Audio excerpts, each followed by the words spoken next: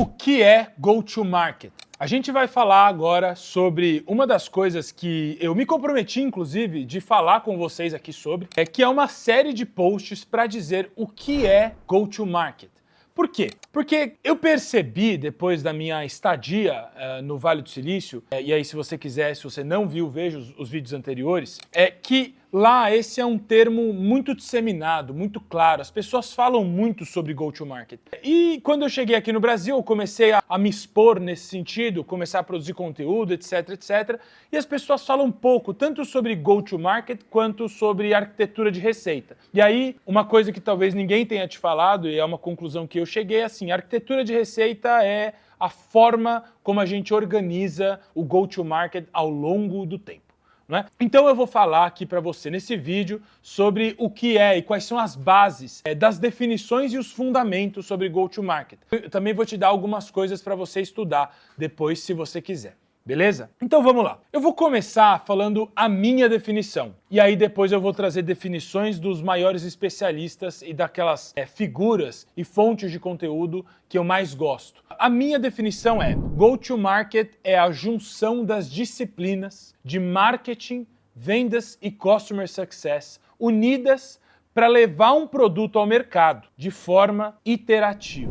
E a parte do iterativa, muito importante. Por quê? Porque go-to-market não é algo estático, por isso mesmo é iterativo, mas também go-to-market não é uma coisa que você conseguiu construir, um momento foi super bem sucedido. Vamos dar um exemplo aqui, então, o Nubank. O Nubank fez um baita processo de go-to-market. E aí, quando eles construíram ali a primeira grande quantidade de base, quando eles construíram a primeira base de clientes deles, chegaram lá em 20 milhões, eles podiam parar, desligar as máquinas e falar: bom, fizemos então o go-to-market da empresa. E agora a gente vai só seguir com essa galera aqui que a gente tem, só os nossos 20 milhões, só os nossos 20 milhões de clientes. O que teria acontecido? Ele jamais teria se tornado a empresa, o banco digital mais relevante do mundo. Jamais teria. Por quê? Porque o Nubank continuou iterando o processo de go-to-market deles conforme eles cresciam.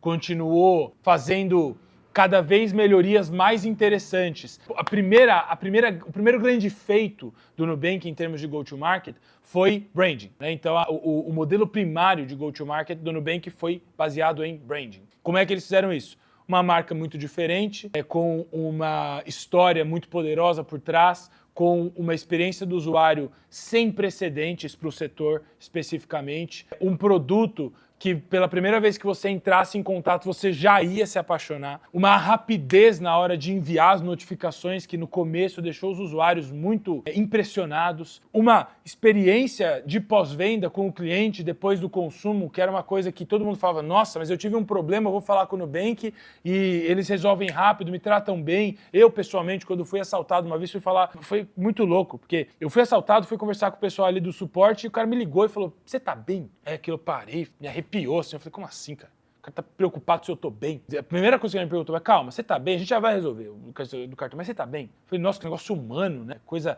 muito louca. E tudo isso é go-to-market.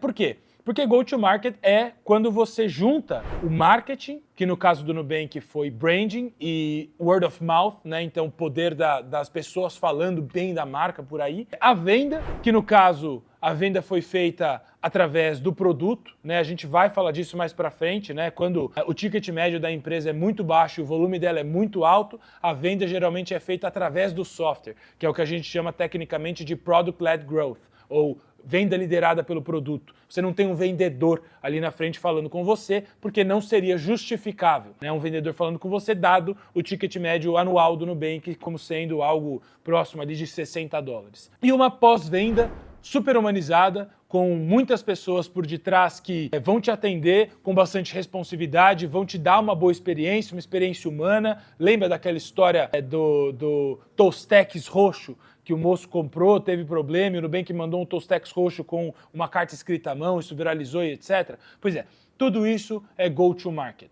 Beleza? Então, o Nubank só chegou nesse lugar porque foi iterando ao longo do tempo. No começo, como eu já disse para vocês, era baseado em branding. Conforme a empresa foi crescendo, eles começaram a fazer campanhas. Você viu no Instagram deles a última campanha que eles fizeram, até com atores americanos, é uma empresa hoje mundial e etc., que mostra que a empresa vai inovando. Começaram a comprar mídia out of home, começaram a fazer uma série de coisas que antes eles não faziam. Por quê? Porque eles foram iterando o processo de go-to-market. Portanto, a parte de iterar é fundamental para você entender que esse processo começa, né, com um conjunto de hipóteses que você tem para como você vai levar o seu produto ao mercado, né? Então, qual é o teu perfil, como vai ser tua venda, como vai ser teu marketing, e aí você tem esse conjunto de hipóteses. Conforme você faz isso, consegue fazer as primeiras vendas, encontra o fit entre o teu produto e o mercado que você quer endereçar. Quando você já tem uma estrutura de venda, uma estrutura de pós-venda rodando, que te entrega um resultado previsível, aí sim você tem a sua primeira versão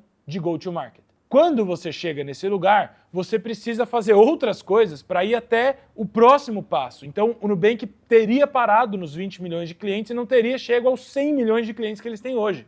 O Nubank só tem 100 milhões de clientes porque eles iteraram profundamente a estratégia de go-to-market da empresa ao longo dos anos. Agora, eu vou trazer outras definições e outras perspectivas dos maiores especialistas aí do mundo sobre o assunto, para que você também tenha diferentes visões e possa compor a sua própria, como eu comecei aqui com a minha visão, que foi composta depois de eu estudar isso por longos anos. A definição do HubSpot, que você deve conhecer, né? Se você não conhece, é uma das maiores ferramentas de CRM do mundo, ali ao lado de Salesforce, mas focado em SMB, focado em empresas um pouco menores e com uma experiência mais amigável para o usuário, e que também produz muito conteúdo, e o principal modelo de go-to-market, pensando a nível de geração de demanda do HubSpot, foi inbound marketing, né? Então educando o mercado enquanto o mercado comprava dele. Diz que, então o HubSpot, que é essa empresa que eu estou te falando, diz que o go-to-market é um plano com um passo a passo desenhado para levar um produto ao mercado e criar demanda.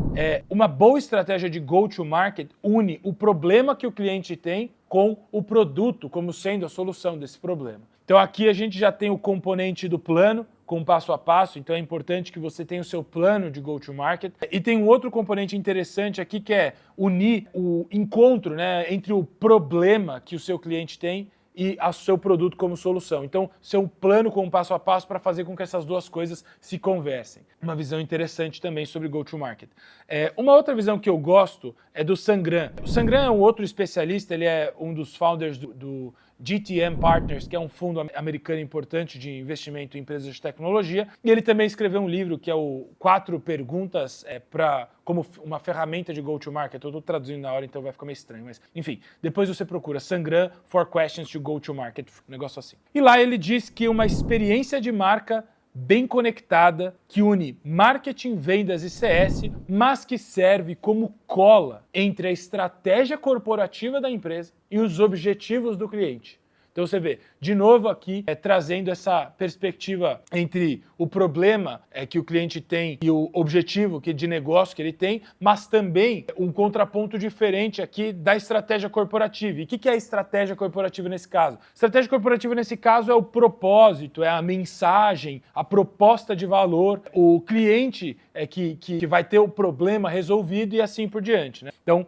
essa também é uma perspectiva muito interessante do Sangram aqui na definição de go-to-market. A gente tem uma outra aqui, que é a definição da Iconic Growth, que é um fundo importante também americano, que investe em empresas mais maduras, né, que a gente chama de late stage. Eles começam quando a empresa começa a crescer, começa a tracionar e investem até a empresa abrir capital. E é por isso que eles têm tantos dados, né? Porque eles coletam tudo que acontece com a empresa nesse processo. E eles dizem ali que uma estratégia de go-to-market, eles dizem ali que uma estratégia de go-to-market eficaz envolve o planejamento e execução das ações coordenadas para posicionar um novo produto ou serviço no mercado, garantindo que ele atenda às necessidades do público-alvo e alcance os objetivos comerciais estabelecidos. E aí aqui eu acho que tudo que está sendo trazido, né, nessa definição também é interessante, mas ele traz aqui o posicionar um novo produto ao mercado no centro, né, da definição dele, mas a pessoa que escreveu isso aqui provavelmente não levou em consideração a filosofia por detrás do fundo, né? Eu sei que é meio louco dizer isso, mas eu discordo disso aqui,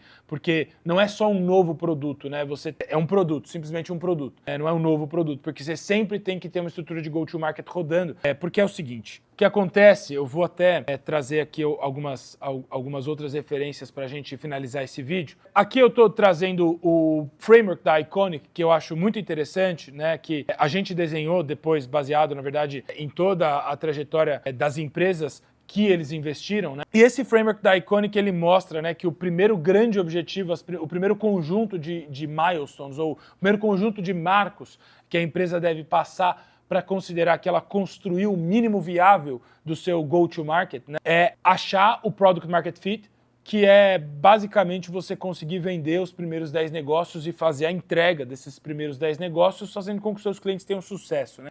Fazer as primeiras contratações nos seus times de marketing e vendas, para que você consiga entender como você contrata, quem você contrata, como você faz o onboarding dessa pessoa, como você leva essa pessoa do onboarding até a performance esperada, né, que é o que a gente chama de ramp-up. Então, fazer com que a pessoa rampe em termos de performance e chegue naquilo que é esperado para a cadeira dela. A transição do founder-led sales para o team-led sales, que é aquela coisa da venda feita através do founder para a venda feita pelo time. E os incentivos para o crescimento. Você precisa criar, né, os incentivos corretos dentro da sua estrutura para garantir que o crescimento aconteça e as pessoas tenham incentivos e comissões e bônus, aceleradores para que a empresa cresça cada vez mais rápido, né? Então, dentro do framework da Iconic, esse é o conjunto das primeiras 4 milestones que eu chamo carinhosamente de área de receita mínima viável.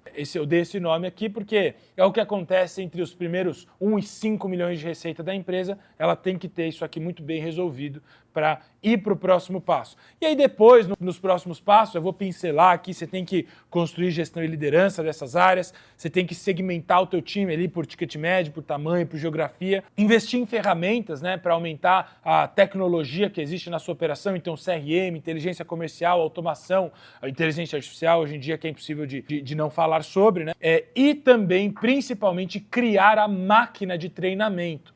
Você precisa criar uma máquina de treinamento dentro da sua companhia para quando as pessoas entrarem, elas conseguirem ser bem onboardadas, conseguirem rampar rápido, conseguirem ter os insumos necessários para que elas possam performar e é sua obrigação entregar isso para elas, beleza? Então, eu sou bem categórico nesse sentido, porque se você contrata a gente e joga no moedor de moer carne e espera que a pessoa aprenda sozinha, que ela entenda como ela tem que vender e que ela vá para frente do cliente e que, apresente uma proposta e se vire para conseguir concluir as vendas, você está profundamente errado. Não é assim que funcionam as coisas. É sua obrigação como founder, como diretor, como gerente de linha de frente, dar todos os insumos para que essa pessoa possa performar. Senão você está simplesmente atrapalhando a carreira dela e a sua. Então, pense sobre a sua estrutura de go-to-market como algo que entregue todos esses grandes pontos aqui do que a gente chama da área de receita mínima viável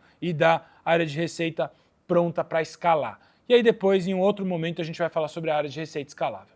Então, esse é o nosso primeiro vídeo sobre o que é go-to-market, onde eu trouxe aqui a minha definição do Sangram, da Iconic, do HubSpot. Discordei da forma como está escrita a definição da Iconic, apesar de ser a minha principal referência, só acho que tem uma palavra lá que não está certo, que é o novo, não é novo, é só produto. Mas é isso, eu espero que você tenha gostado. Muito obrigado pela atenção, pela paciência e até a próxima.